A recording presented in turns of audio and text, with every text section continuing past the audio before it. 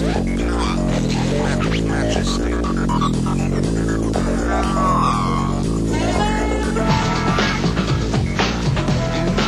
Interesting. Mixed in the...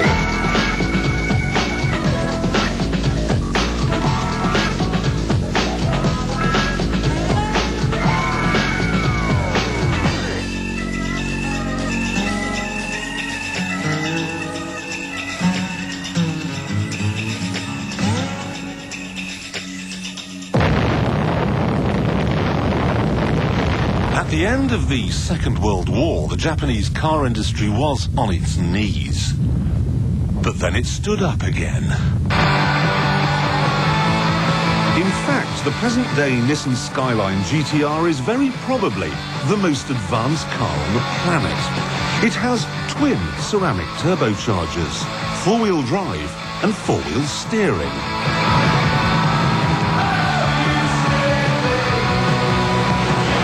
Years ago, Japan was wiped out, yet now they're making cars as good as this.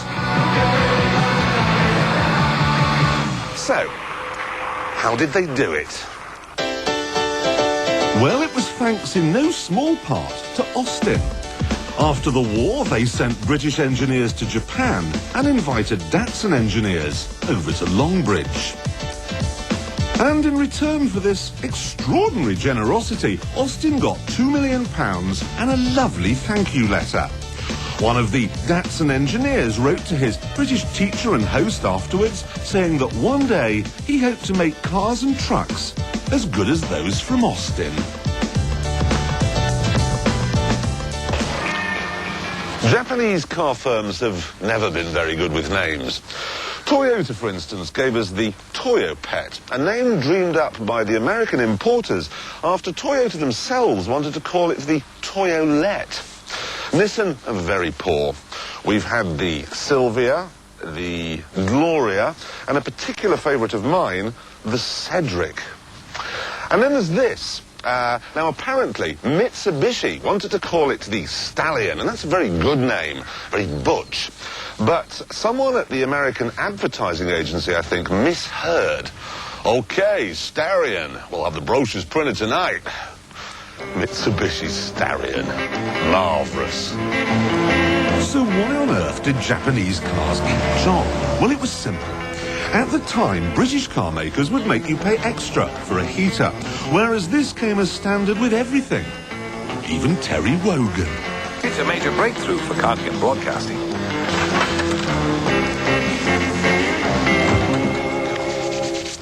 And there was more. If you came out of your house on a cold, miserable winter's morning and tried to start your 1970s Morris, it would respond by making a noise like this.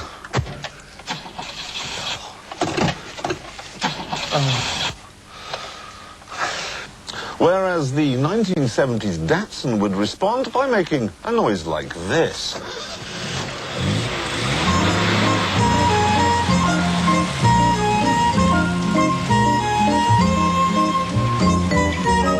Until the Japanese came along, we all assumed that cars break down.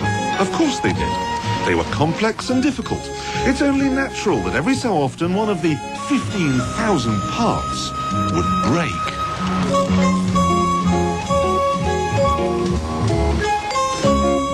And there was another issue too, outlined nicely in this 1971 Top Gear report.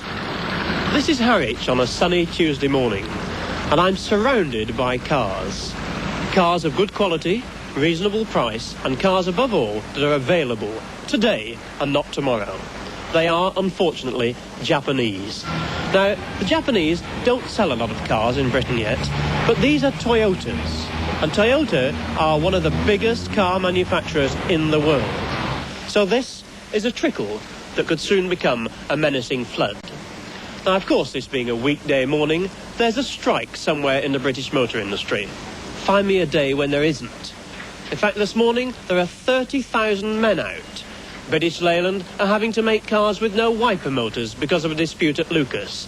We're not just opening the gates to the Japanese, we're laying down a big red carpet with welcome on it, all the way to the showroom. Don't think, however, that strikeitis was a British invention. The Japanese had had all sorts of problems with lead lobo. In the 50s, 3,700 striking car workers were sacked, and Nissan managers barricaded themselves inside the plant for 45 days. Behind the barbed wire, they formed the ultimate oxymoron, an in-house company trade union. And amazingly, it solved the problem. As the rest of the world was coming out on strike, Japan went back to work, and productivity went through the roof. Good evening. To understand the massive changes that were going on in the world motoring climate, you need to take a global view. In 1978, Detroit was basking under a warm front. General Motors made 14.9 cars per employee, and they considered this to be pretty good. And it was compared to what was happening in Italy. Here they were experiencing a period of extremely low production. Alfa Romeo made just 6 cars per employee. Whereas in Japan, the sun was shining brightly, rising over the whole country. Toyota made not 6, not 14.9, but 43 cars per employee in 1978. The outlook was good. No, the outlook was very good. Japan was on its way to becoming the most successful automotive nation on Earth.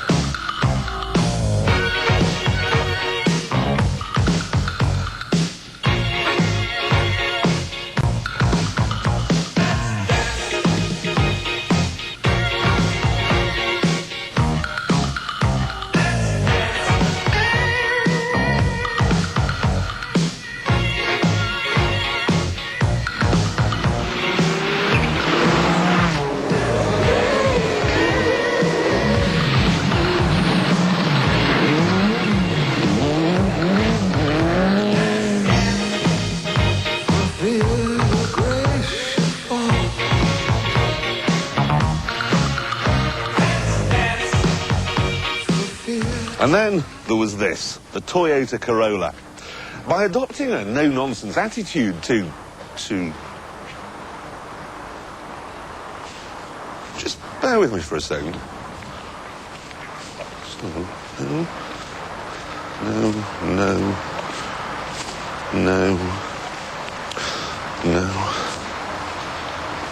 No. Oh, sorry, here it is, sorry.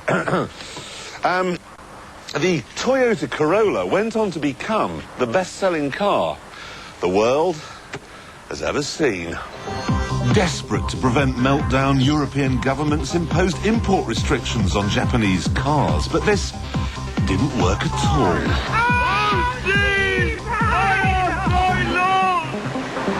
First of all, Japanese car companies forged partnerships with Euro car makers to create some truly horrific crossbreeds.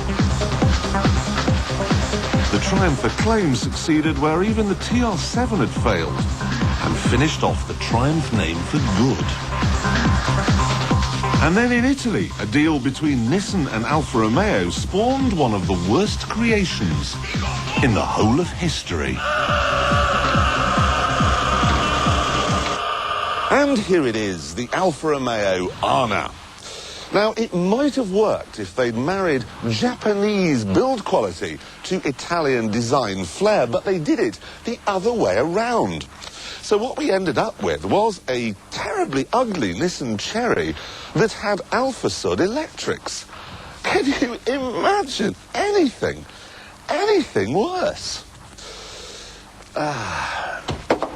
I was extremely disappointed to find that they actually made 62,000 of them, but then quite cheered when I called the DVLA the other day and found that on the roads of Britain, only 341 are left.